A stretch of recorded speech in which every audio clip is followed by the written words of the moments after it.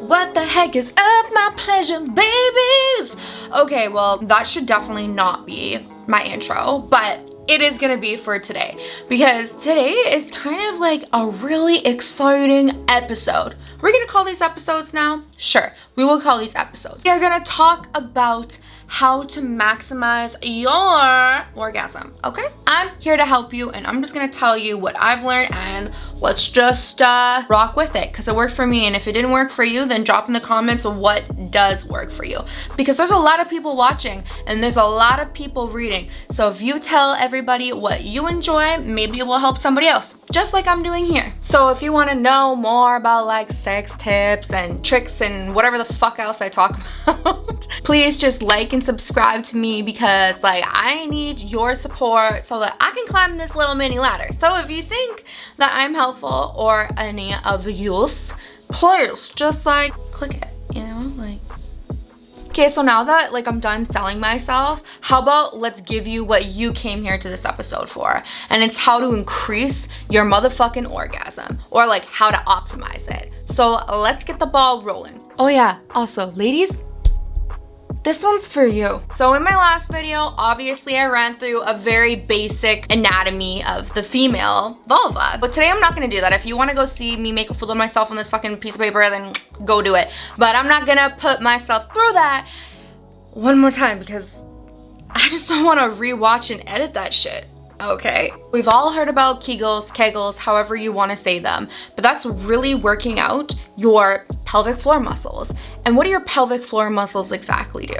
Well, that's what contracts when you get that body wave of an orgasm. That's also what you do to stop peeing. So you often hear ladies after birth pee their pants and they need to do more kegels, and that's not just what they're good for. They're good for just overall strengthening your pelvic floor so it can maximize your orgasm, which is exactly why we are here. So let's start with talking about kegels. I'm just gonna do a run through on how to do it. So the best way of figuring out if you're doing a kegel right is actually on the toilet when you're going pee. So you're peeing and then you're gonna clench, so you're gonna stop. That muscle, you will feel it right in your vagina. It pretty much just feels like you're lifting up the floor of your pelvis, which is exactly what you're doing. That's like the easiest way. And you wanna hold it for anywhere between like 5 to 10 seconds. And then you're gonna let go and do reps like you're at the gym, because it is gym. It's the gym for your pussy, okay? So we're gonna do this together. So we're gonna do clench held up.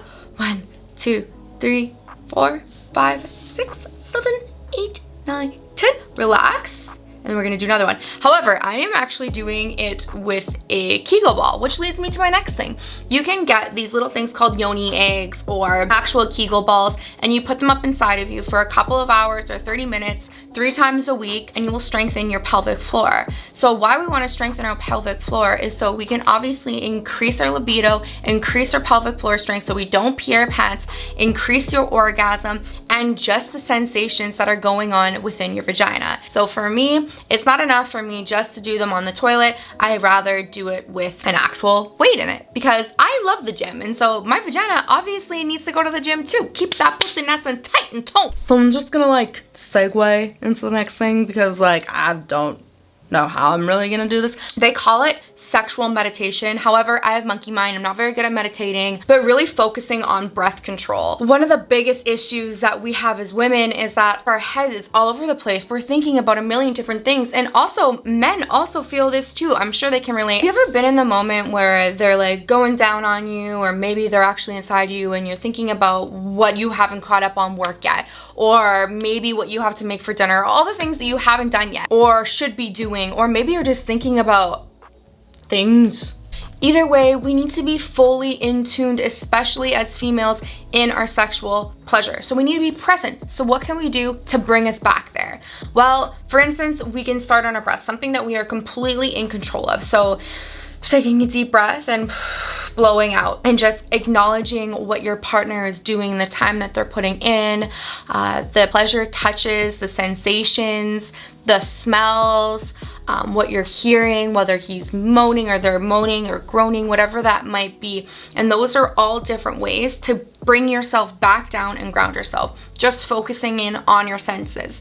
And by doing this, it will make you more in tune to what is actually going on, and that is a less chance of you losing sight of your orgasm. Yo. This is my fucking favorite one, and it's edging. Oh my god, it is so good. Self-pleasure or with a partner, I don't give a fuck. I fucking love it. If you haven't done it, you need to try edging. So right before you're about to orgasm, you pull away, you stop, you maybe come up for some kissing, maybe like turn your other partner on, whatever it might be. You want to stop pleasing yourself. So right before you're about to climax, you're gonna pull away. Now, whether you pull away and tease your partner, or maybe do some play on them, or maybe if you're in a self-pleasure session, just touch your body elsewhere, catch your breath. And then what you're gonna do is you're gonna go right back into it and try to turn yourself on again. And when you keep doing that, your orgasm keeps building and building and building until eventually either A, you decide to not edge, or B, you just explode. And those are the full-blown body chills. It is literally a practice. Edging is not easy, especially when you're used to just gunning right for the bullet and just fucking going for it. What are these sayings that I come up with in my head? Like, who says that? I don't know. Anyways, that's pretty much what it is just chasing so that you can fucking have the biggest orgasm ever. Now, I'm at my boyfriend's right now, so I don't have my favorite toy here. I have a couple couples toys, but my favorite toy is the Lilo GG2. Okay, that shit is versatile. With your partner, by yourself, fucking waving it around, using it as a microphone, I don't know, but it is so useful. It comes with so many different speeds, great vibrations, awesome charge time. Freaking obviously I'm not sponsored by them. They are a massive company. Oh my god, that would be one of my dreams if I was sponsored by Lilo. So I mean, like, but for now, just buy the Lilo GG2, because you know what? The more you learn about your own orgasm, the more that it's gonna make you want to teach your partner, and then they're gonna learn how to get you there, whether it be with the toy or not. But the toy is just a great thing to like spice up the bedroom and bring your orgasm to a new level. There's like dildos, vibrators, cock rings, prostate massagers, butt plugs, anal beads, glass dildos, suckers, clit suckers. Oh, yo, those are so good. You know, okay, so many different things. I'm not gonna list all the sex toys because there's just so many. If you want, I can do a video on that too, sex toys. But the most important rule of them all is your communication. So this is something that lots of people struggle with.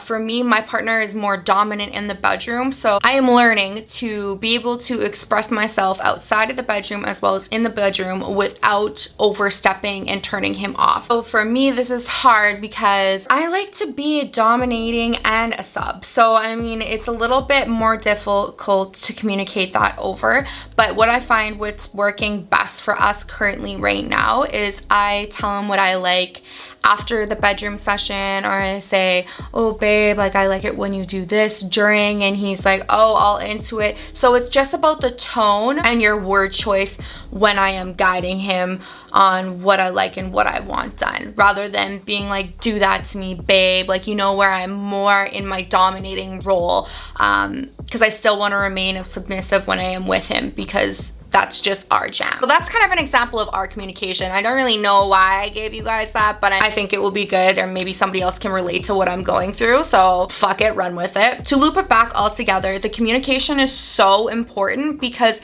if you can't communicate your needs to your partner, how do you expect them to fill your cup sexually, physically, mentally, just like in your everyday life? Because if you have poor communication in the bedroom, you most likely have poor communication outside of the bedroom. And voicing your opinion shouldn't be frowned upon. It's kind of like a practice of self-love. Your goal is to turn your partner on and get them to the point of arousal. Exploring sex and vocalizing your opinion or vocalizing what you like is not a bad thing. Just to wrap it up, because I started rambling off there. So just to do a little recap for you guys, we are gonna strengthen our pelvic floor muscles. We are gonna edge our way to success. We are gonna maybe get a new toy or bring something new into the bedroom. We're gonna communicate communicate properly, and we're gonna focus on our breath work and really focus on that sexual meditation. Please try these things. I know they are not something that is like quick fix, like a pill that you can take, but these are all very simple, easy steps that you can do to help push you forward. And like, I mean, like, who doesn't want to have a better, greater sex, right? Right. That is why we're here as a community, to vocalize and be open women about talking about sex and our sexual experiences. So yeah, if you thought this video was helpful by any means, or you'd like to see more, please like and subscribe to my channel. Show me your love and support. You can also follow me on my platforms, Pleasure Baby, on Instagram and TikTok, where I know most of y'all found me. So thank you so much for the love again. Honestly, I'm looking so forward to this adventure that I'm about to take, and I'm so happy that all y'all are here watching me make these changes in my life, and I want to help you. So I'm looking forward to being your new life partner.